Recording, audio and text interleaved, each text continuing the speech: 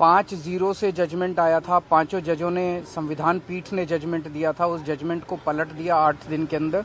ये संविधान के खिलाफ है।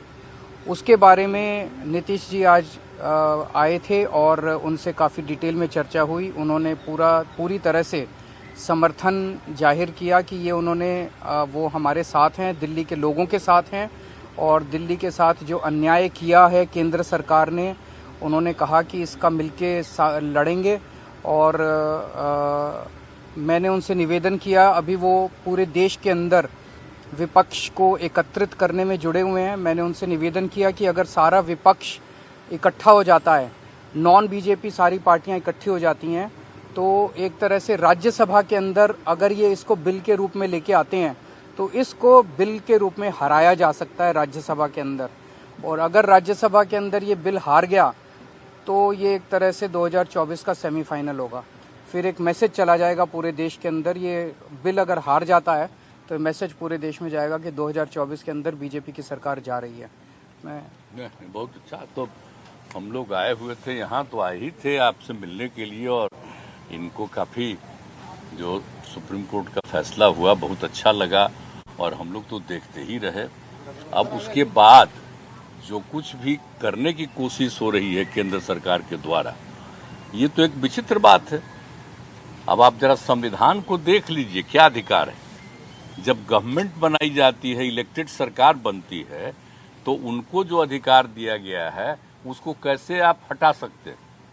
ऐसा तो कुछ नहीं है। लेकिन अब किस तरह से हो रहा है, इसलिए तो हम लोग कह रहे हैं कि सारे देश में सब लोग एकजुट हों, ताकि ये लोग संविधान का भी और किसी भी चीज का अपने ढंग से जो इधर से उधर कर रहे हैं, और किस तरह का माहौल बन रहा है।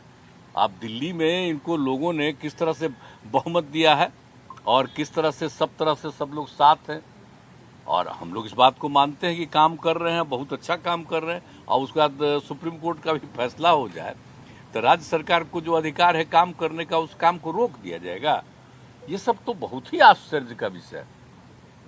तो ये हम लोग तो बिल्कुल इनके साथ हैं, और जो कुछ भी है हम लोग जो आगे भी जो मीटिंग करेंगे, जो हम लोग कोशिश कर रहे हैं कि ज़्यादा से ज़्यादा विपक्षी पार्टियां एकजुट हो जाएं और मिल करके हम लोग पूरे देश में अभियान चलाएं, हर राज्य में अभियान चलाएं कि सब कुछ कानून का पालन होना चाहिए, आपस में सब लोगों के बीच में प्रेम और भाईचारे का भाव होना चाहिए, और जिस तरह से लोगों के बीच में विवाद पैदा करने की कोशिश होती है, उन सब चीज़ को बंद करना चाहिए, और देश आगे बढ़ेगा। तो ये सब चीज़ जो हम लोगों के मन में बात है, तो सब लोग तो सहमत हैं ही। और उसके बाद अगर इस तरह की कोई बात होगा तो जो कह रहे हैं हम लोग पूरे तौर पर इनके साथ हैं।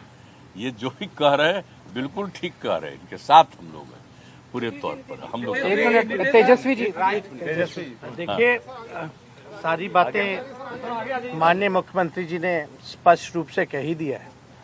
आज की मुलाकात खास तौर पे इसलिए है कि जो लोकतंत्र है, लोकतंत्र में चुनी हुई सरकार को जो अधिकार मिले हैं, और जिस प्रकार से जो नॉन बीजेपी स्टेट में जिनकी भी गवर्नमेंट है, बीजेपी लगातार उनको तंग कर रही है, परेशान कर रही है। तो जो परेशानी अरविंद केजरीवाल जी झेल रहे हैं, हम यहाँ पूरी तरीके से इनको समर्थन देने आए हैं कि इनके साथ अन्याय कर रही है केंद्र की सरकार।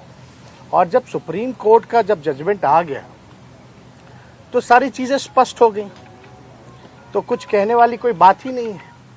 लेकिन जिस प्रकार से इनको तंग किया जा रहा है, या और दूसरे राज्यों में जिस प्रकार से केंद्र भेदभाव कर रही है उन राज्यों के साथ, तो ये कहीं से भी न्यायपूर्ण नहीं है। लोकतंत्र पर ये साफ दिखाता कि खतरा है। ये लोग संविधान को बदलना चाहते हैं, जो हर केस हम लोग मिल करके होने नहीं देंगे। और मान लीजिए अगर दिल्ली में बीजेपी की सरकार रहती तो क्या एलजी की हिम्मत होती इस प्रकार का काम करने की? तो एक बात से पूरी तरीके से हम लोग विश्वास के साथ कह सकते हैं, जितना भी ये अरविंद केजरीवाल जी को सताएंगे, तंग करेंगे, ये उतने ही मजबूत होंगे। और मैं पूर्ण विश्वास के साथ कह सकता हूँ कि बीजेपी कभी भी दिल्ली में वापसी नहीं करेगी। तो हम लोग सब लोग इनके समर्थन में हैं, और सब लोग मिल करके हम लोग जो है देश हित के लिए काम करेंगे।